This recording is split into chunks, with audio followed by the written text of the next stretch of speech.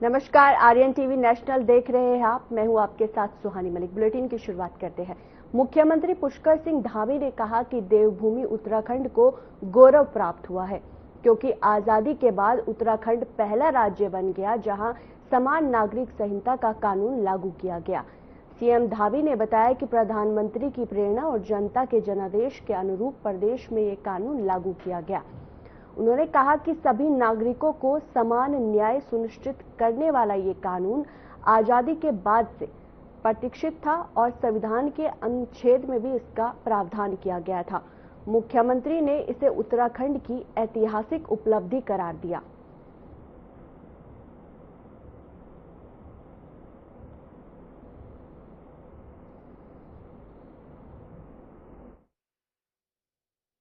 देवभूमि उत्तराखंड को गौरव प्राप्त हुआ कि देश की आजादी के बाद पहला राज्य उत्तराखंड बना जहां समान नागरिक संहिता का कानून लागू हुआ।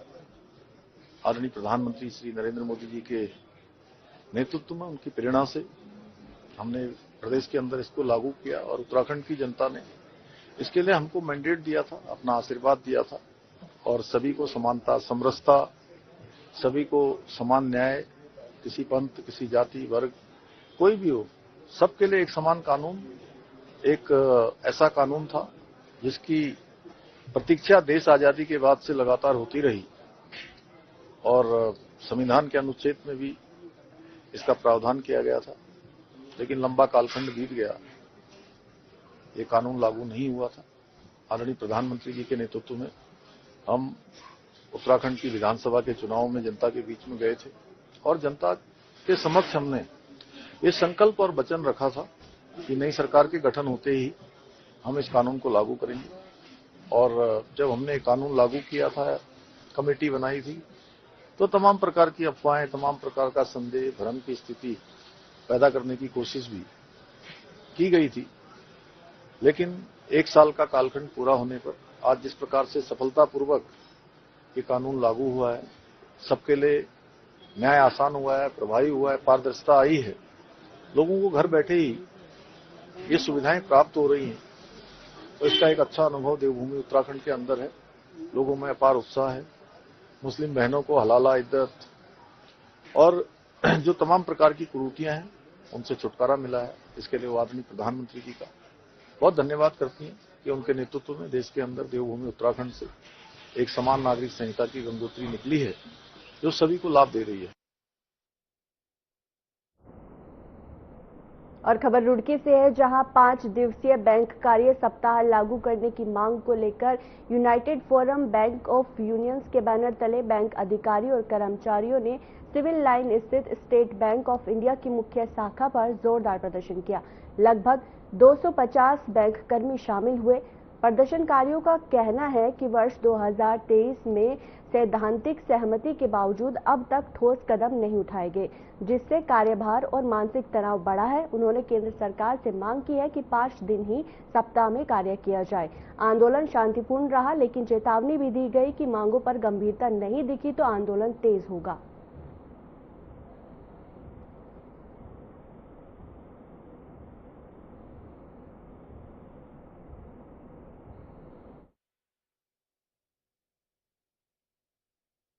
जो मेन हड़ताल है वो 5 डे बैंकिंग को लेकर है, जिसमें यूनाइटेड फॉर्म और बैंक यूनियंस यूएफबीयू ने के 9 घटकों ने मिलकर ये स्ट्राइक करी है, जिसमें स्केल 3 मैनेजर, एक सब स्टाफ से लेकर वर्कमैन, सब स्टाफ, स्केल 1, स्केल 2, स्केल 3 जितने भी ऑफिसर्स मैनेजर्स हैं उनकी राष्ट्रव्यापी हड़ताल है। और पूरे ऑल ओवर इंडिया सारे बैंक आज बंद है, सिर्फ एक डिमांड को लेकर 5 डे बैंकिंग, क्योंकि बैंकों में 5 दिन की डिमांड हमारी थी कि चारों सैटरडे हमारे ऑफ होने चाहिए। अभी बैंकों में सिर्फ 2 सैटरडे ऑफ है, जो लास्ट बाइपेटाइट में इन्होंने माना था। अभी क्या है, जो हमारा बाइपेटाइट 2022 से ड्यू था, उसमें सरकार ने सेटलमेंट में ये बोल दिया कि हम आगे जाके 4 डेज चारों के चारों सैटरडे या जितने भी सैटरडे हैं उन्हें ऑफ कर देंगे और 5 डे बैंकिंग लागू होगी। लेकिन सरकार इसे एक मुद्दे को लेकर बैठी हुई है और अभी तक उसने उसका अप्रूवल नहीं दिया है, जबकि जो आईबीए है मेन और जो बैंकिंग यूनियंस है उनके बीच में सेटलमेंट होता है और वो सेटलमेंट हो चुका है, क्योंकि हम कोई एहसान नहीं ले रहे गवर्नमेंट से। तो स्ट्राइक कॉल थी, वो सिर्फ और सिर्फ यूएफबीयू की कॉल, सिर्फ एक ही एजेंडा था उसमें, ओनली 5 डे बैंकिंग।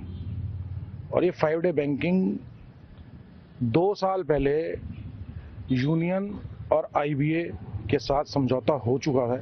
जब हमारी सेटलमेंट हुई थी तो आईबीए ने ये कहा था कि 3 महीने के अंदर हम इसको 5 डे बैंकिंग को कर देंगे, लेकिन सिर्फ ये सरकार ही नहीं चाहती कि ये 5 डे बैंकिंग हो। और वो क्यों नहीं चाहती? कुछ पूंजीपति, कुछ कैपिटलिस्ट जो हैं वो उनकी वजह से ये 5 डे बैंकिंग इंप्लीमेंट करने में दिक्कत कर रही है।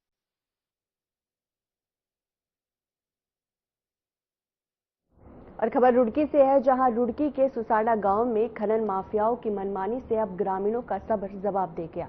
भारी भरकम खनन डंपरों के चलते महज 6 महीने पहले बनी सड़क पूरी तरीके से टूट गई, जहां जगह जगह से 16 फीट तक गहरे गड्ढे बन गए, जिससे आने जाने में लोगों को खतरा और परेशानी हो रही है।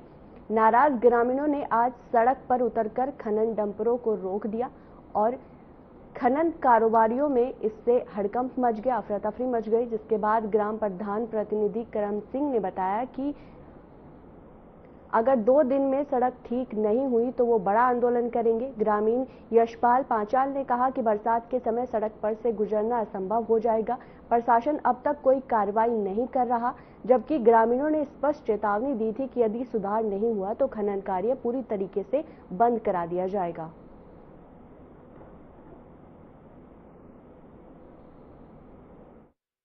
यही जो है बराबर में ही मेरा खेत है। इस जो सड़क जा रही है या जो बनी थी गन्ना विभाग की तरफ से, और वो जो है ये जो खनन चल रहा है यहाँ, गवर्नमेंट इसकी परमिशन दे रही, जो खनन चल रहा है 10-10, 15-15 फुट खनन हो रहा है, और जो ट्रक चल रहे में ओवरलोड आते हैं, और सड़क जो है बिल्कुल ध्वस्त कर दी।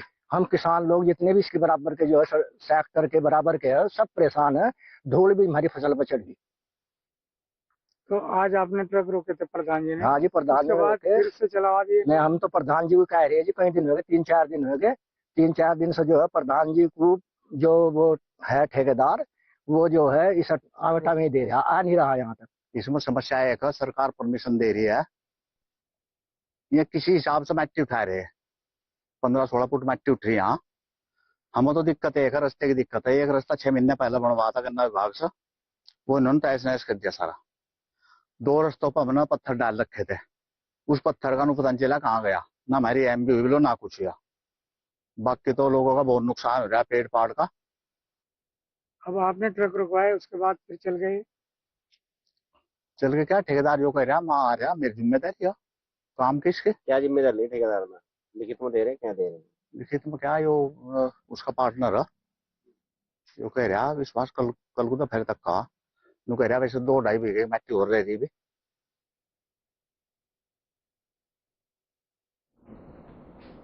और रुद्रपुर कोतवाली परिसर में उस समय माहौल तनावपूर्ण हो गया जब पूर्व पालिका अध्यक्ष मीना शर्मा बड़ी संख्या में महिलाओं के साथ धरने पर बैठ गई।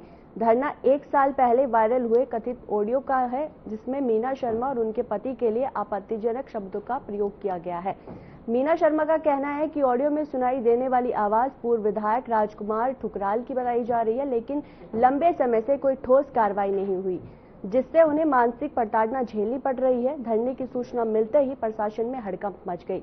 रुद्रपुर के एसडीएम मौके पर पहुंचे और निष्पक्ष जांच और उचित कार्रवाई का आश्वासन दिया, जिसके बाद प्रदर्शनकारियों को शांत कराने का प्रयास किया गया।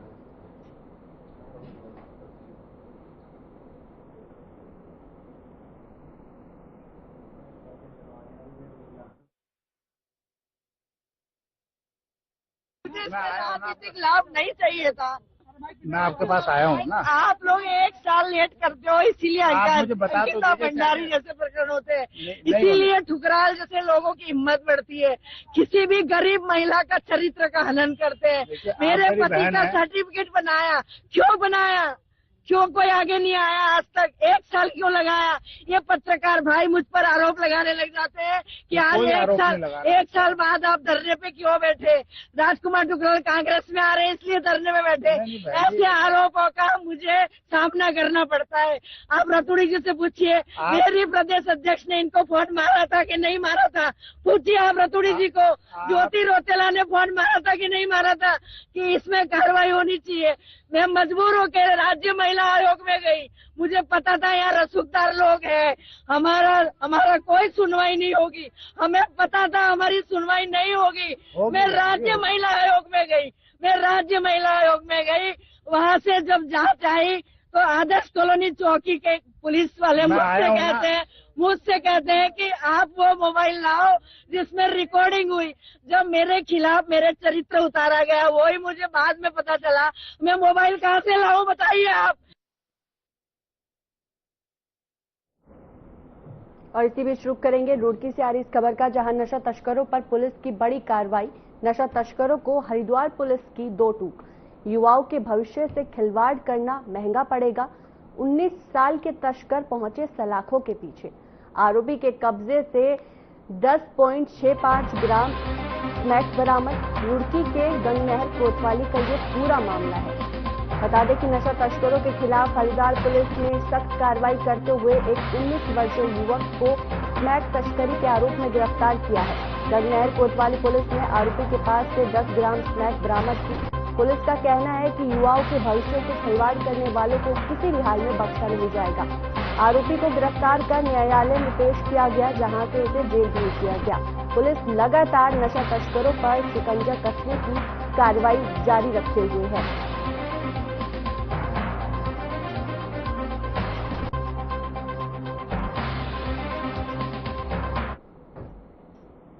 और समाजवादी पार्टी के राष्ट्रीय अध्यक्ष अखिलेश यादव ने महंत शुभम गिरी को उत्तराखंड प्रदेश कार्यकारिणी अध्यक्ष नियुक्त किया है। हरिद्वार निवासी महंत शुभम गिरी देहरादून पहुंचे, जहां उन्होंने अपनी प्राथमिकताएं साझा की। नई जिम्मेदारी मिलने पर उन्होंने सपा सुप्रीमो अखिलेश यादव का आभार जताया और कहा कि वो पार्टी की रीति नीति को आगे बढ़ाने का काम करेंगे। शुभम गिरी ने बताया कि वो लंबे समय से समाजवादी पार्टी से जुड़े हैं और पार्टी के प्रति उनकी निष्ठा को देखते हुए उन्हें ये दायित्व सौंपा गया है।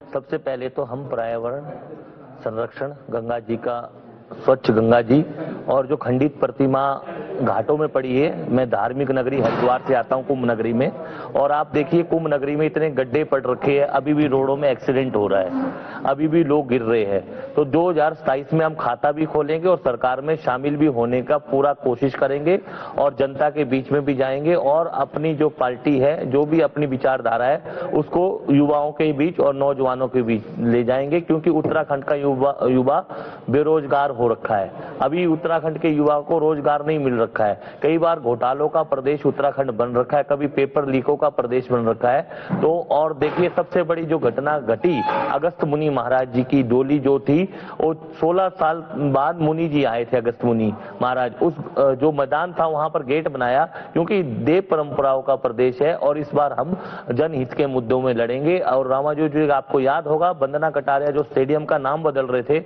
उस समय भी हमने आंदोलन किया था और वो आंदोलन सफल हुआ था।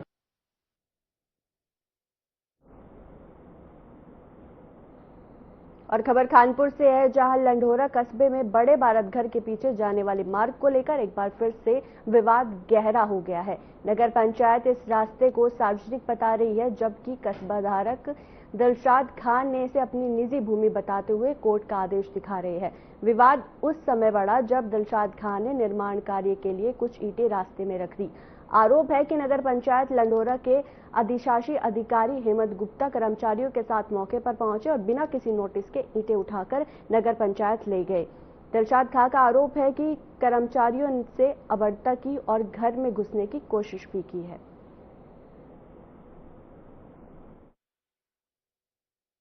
यह है कि वो सामुदायिक स्थल पे जाने का रास्ता है और सभी लोग उसको यूज करते हैं।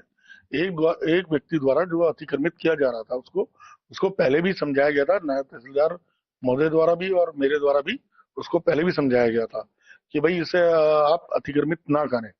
लेकिन उसने कल 26 जनवरी का फायदा उठा के कल रात को वहां दीवार सी और ईंटें वींटें डाल के रास्ता अवरुद्ध कर दिया था। तो जिसमें लोगों की शिकायतें आई, तो यहाँ से टीम गई और उनके द्वारा वो अतिक्रमण हटाया गया। और अतिक्रमण हटाने के दौरान उस व्यक्ति द्वारा, जो अतिक्रमण कर रहा था, अतिक्रमणकर्ता द्वारा कर्मचारी के साथ बदतमीजी की गई और जाति सूचक शब्दों का यूज किया गया। तो उन्होंने आदेश, कोर्ट में जो आदेश हुआ है, पहली बात तो उसके खिलाफ जो पीपी एक्ट में मुकदमा नगर पंचायत ने दायर कर दिया है, और दूसरा ये आदेश जो है हुआ है, आदेश में कहीं ये नहीं है कि भाई कि वो रास्ते को अवरुद्ध करेगा। ऐसा था सर, जो आदेश की कॉपी थी तो 2025 में जो आदेश आया 22/12/2025 में मैं इन्हें रिसीव करवा दी थी 13 तारीख में अधिशासी अधिकारी को। इन्होंने पढ़ी या नहीं पढ़ी वो तो मैं कह नहीं सकता। उसमें क्लियर आदेश है, मतलब इन्हें छेड़छाड़ नहीं कर सकते विधि प्रक्रिया बिना, मतलब कानून की, यानी कि कोर्ट में लड़ाई लड़ो आप, यहाँ से कोई जबरदस्ती नहीं कर सकते। तो इन्होंने आगे जबरदस्ती मेरी ईंट बजरी सब ले गए और मार पीटने के लिए तैयार हो गए, और सारी मेरे पास वीडियो है। अगर मैं गेट ना बंद करता तो ये सारे स्टाफ से मतलब मुझे मरवा देते, मतलब मुझे पूरी जान का खतरा। मतलब हाँ। हुआ क्या कि आपको नोटिस दिया? नहीं, नोटिस कुछ नहीं दिया गया जी मुझे। हाँ, कोई नोटिस नहीं दिया। देखा जाए तो क्या किस तरह से नोटिस दिया जाता है? क्या ये 3 दिन पहले दिया जाता है, अगर मतलब नहीं हटा रहे तो फिर उसके बाद में मतलब ये सामान जब्त कर सकते हैं। नहीं, नोटिस कोई नहीं आया जी। फिलहाल वक्त एक छोटे से ब्रेक का, जल्द हाजिर होते हैं।